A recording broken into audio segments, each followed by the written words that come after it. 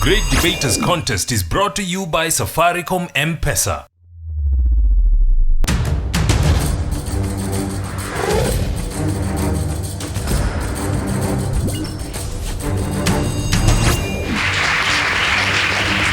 Coming to you straight from the renowned Starehe Boys Center, this is Austin Yambok for the Great Debaters Contest. And I am Mariam Bashar. We have a battle of the sexes for you today. Jamhuri High School Girls versus St. George's Girls. And their motion is on whether mobile money is unsafe and will not be adopted widely, globally. We'll let them tackle the motion now.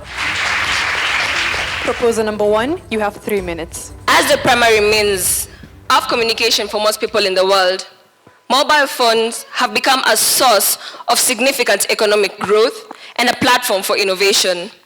One of the most successful and trending innovations has been mobile money services, which is money that has been put in your phone through a subscriber identity model that is the same as an identifier as opposed to an account number in conventional banking.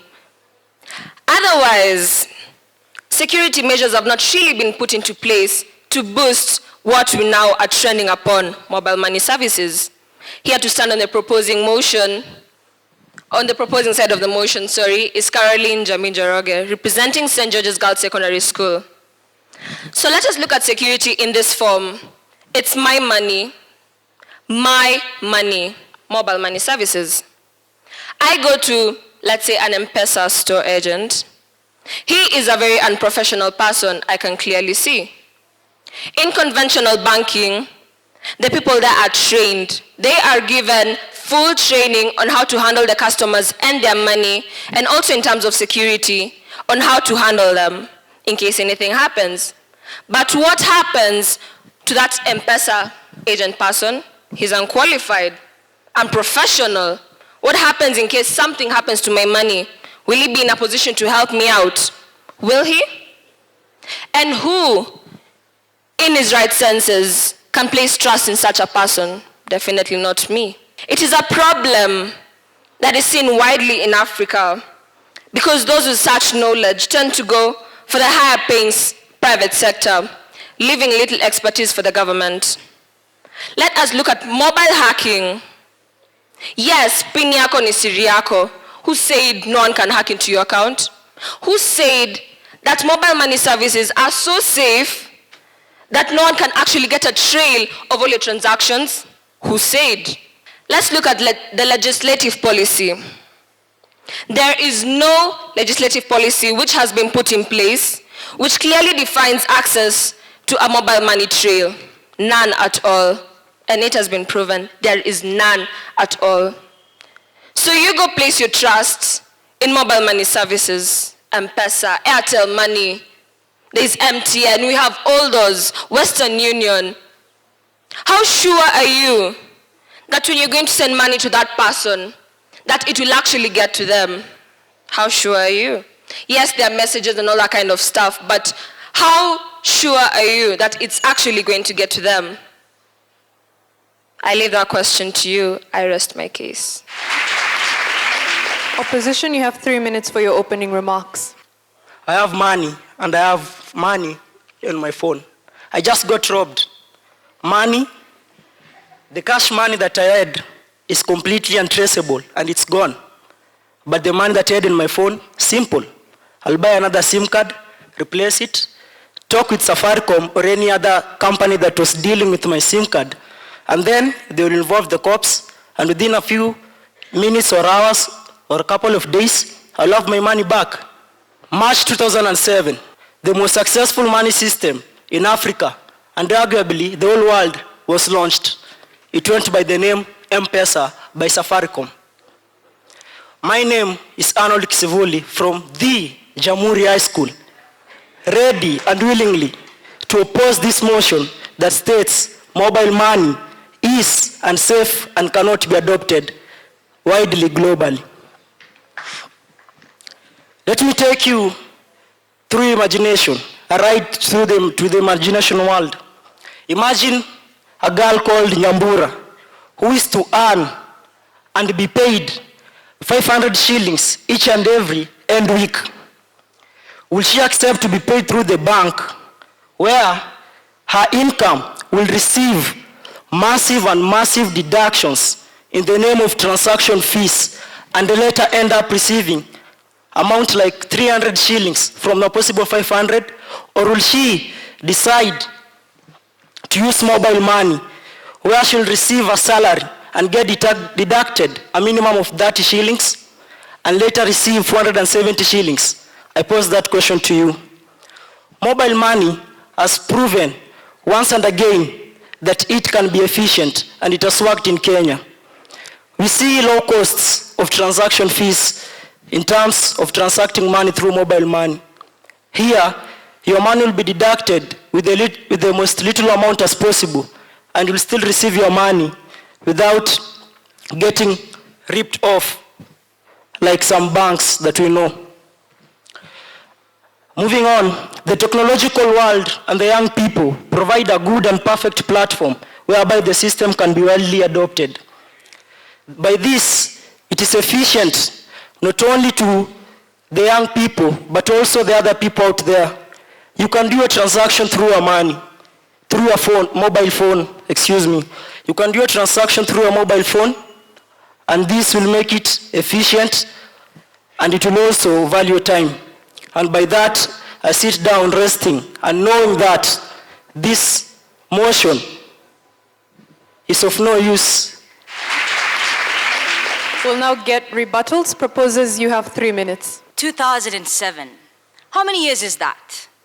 2008, 2009, 2010, 11, 12, 13, 14, 2015. 8 years later, Kenya is still the only country leading in mobile money transfer services. Oh, come on. Really, Jamhuri? Really? Are you going to tell us that something that can be globally accepted has taken more than 8 years? Kenya is the most successful country in mobile banking. 8 years later, it still is. Are we really moving anywhere?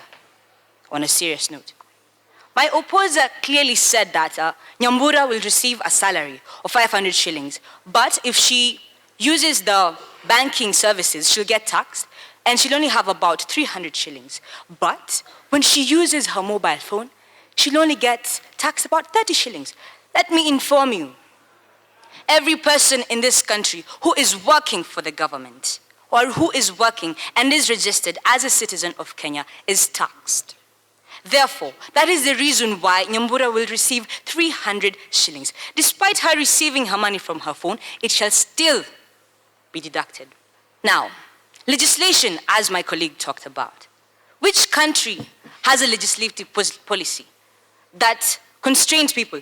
I remember a year ago, a friend of mine was talking to me, and she was telling me that she had an argument with her mother.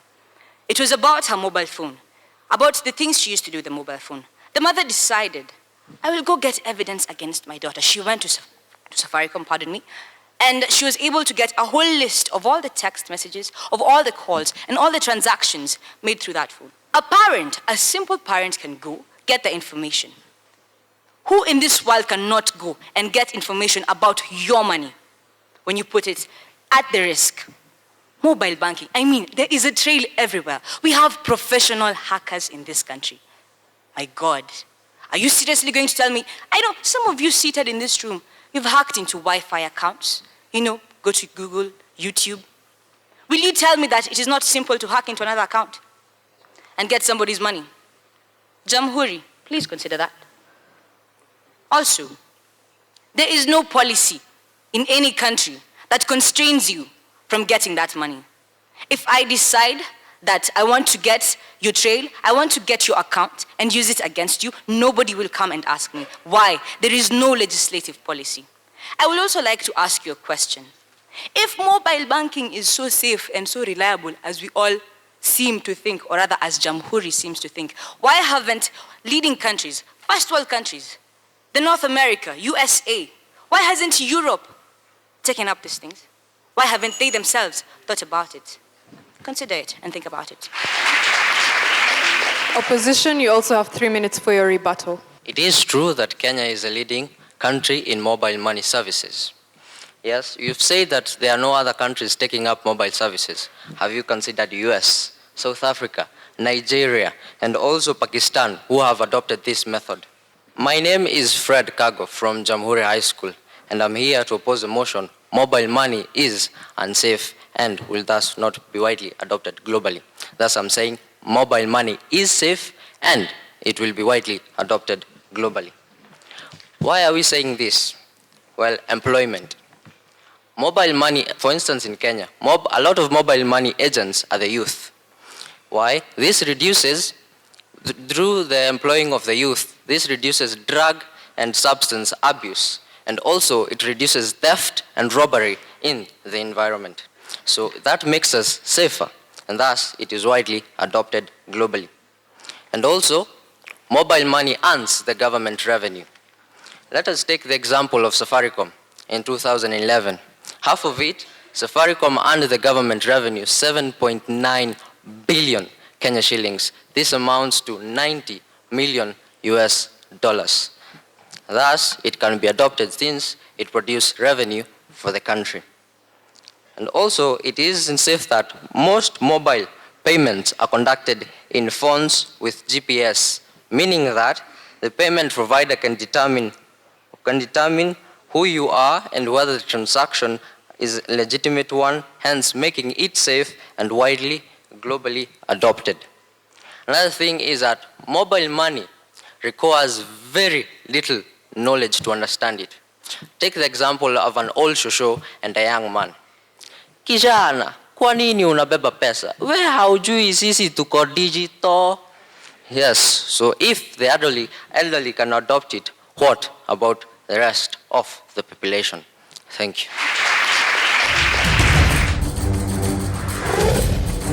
Ndugu jameni, tumia M-Pesa.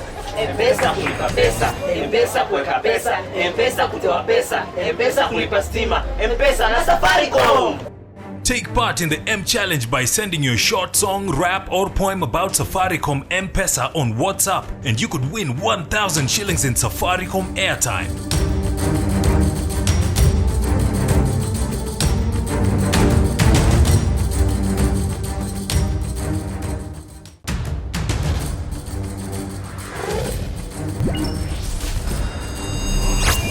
The proposers have been asked why large telecoms such as Safaricom would hire unqualified people to man their M-Pesa branches, and the opposition have been challenged on why they think that mobile banking is safe and should be adopted widely. They'll be responding.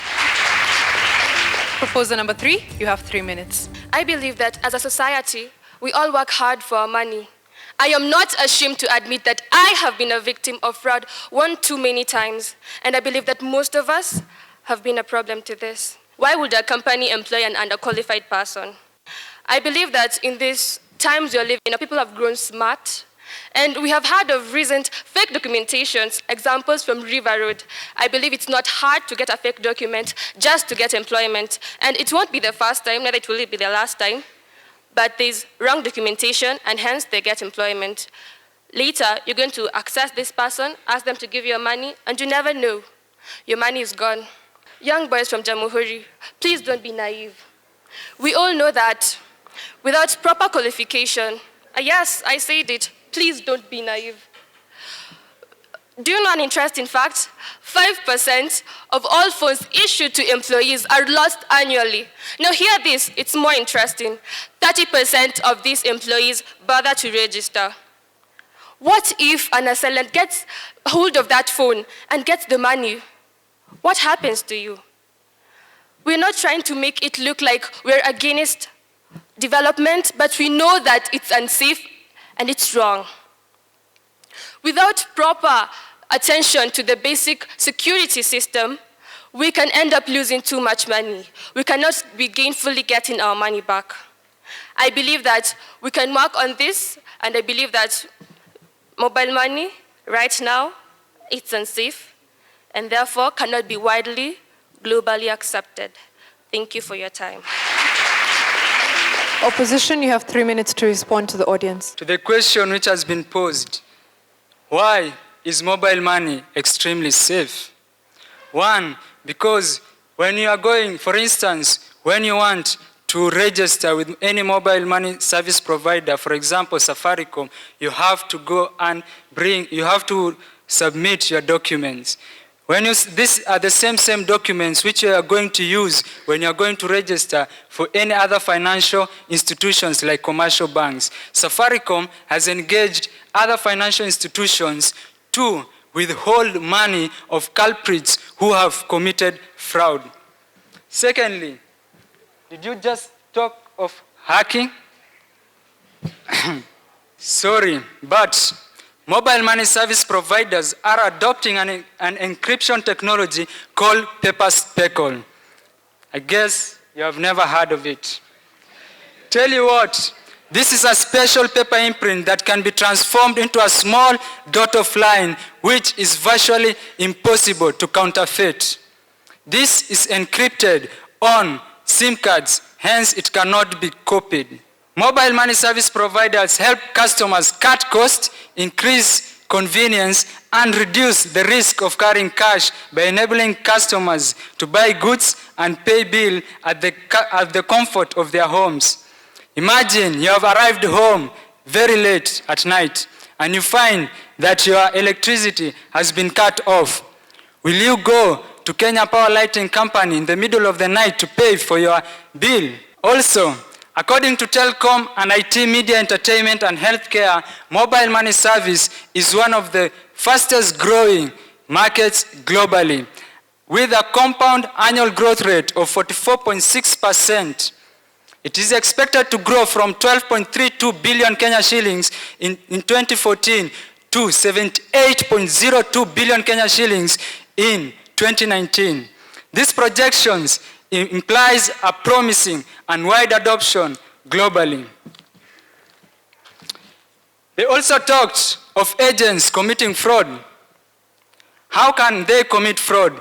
When you go to an M-Pesa shop, you give them the money, they deposit in your account, and you receive a short message notifying you how much you have deposited in your account.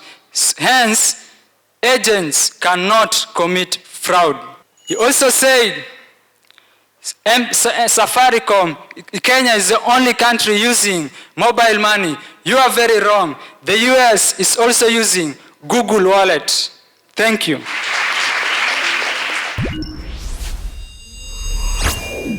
We'll now hear closing submissions. Proposers, you have 1 minute.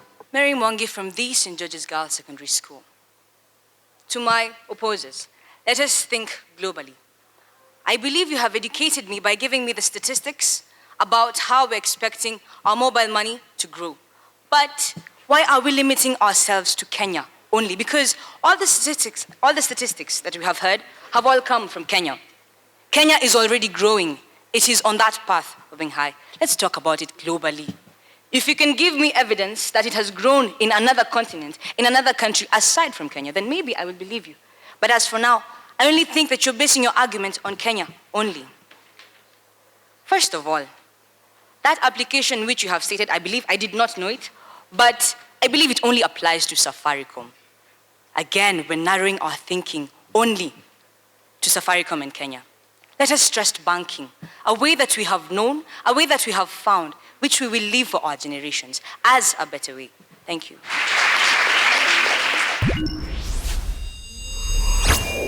Opposition, you also have 1 minute for your final submission. Thank you for giving me this chance again.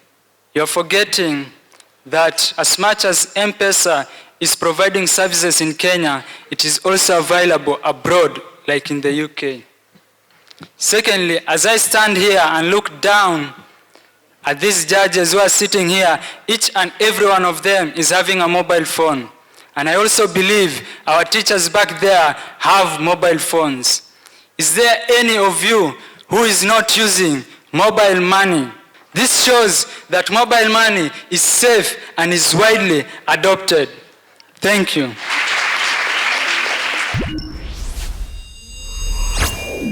Caroline Mary Dorcas from St. George's. Take a case study. Sometimes case studies help a lot. I think from your team I heard a lot about hacking.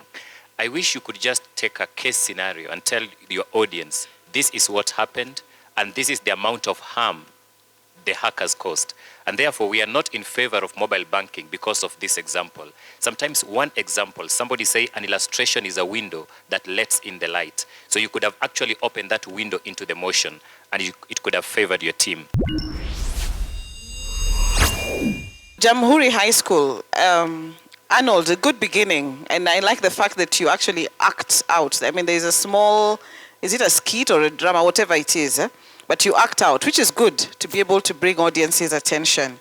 But other than that, what is it that we remember, from your submission?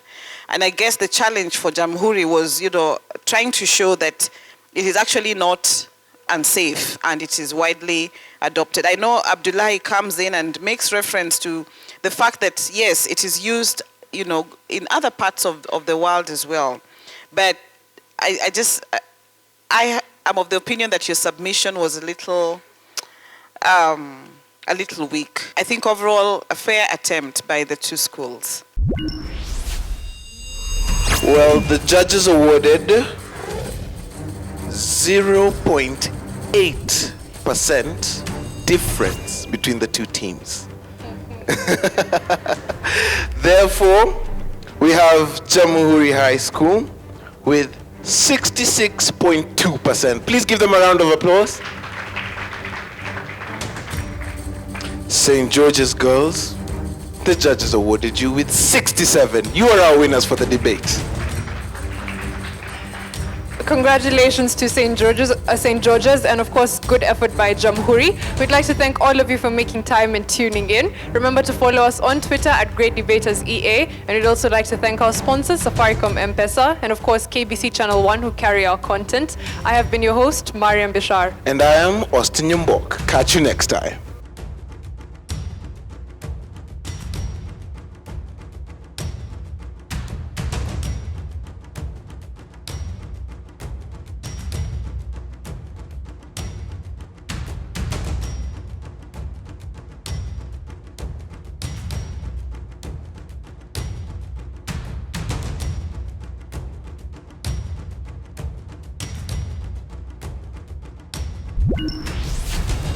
The Great Debaters Contest was brought to you by Safaricom M-Pesa.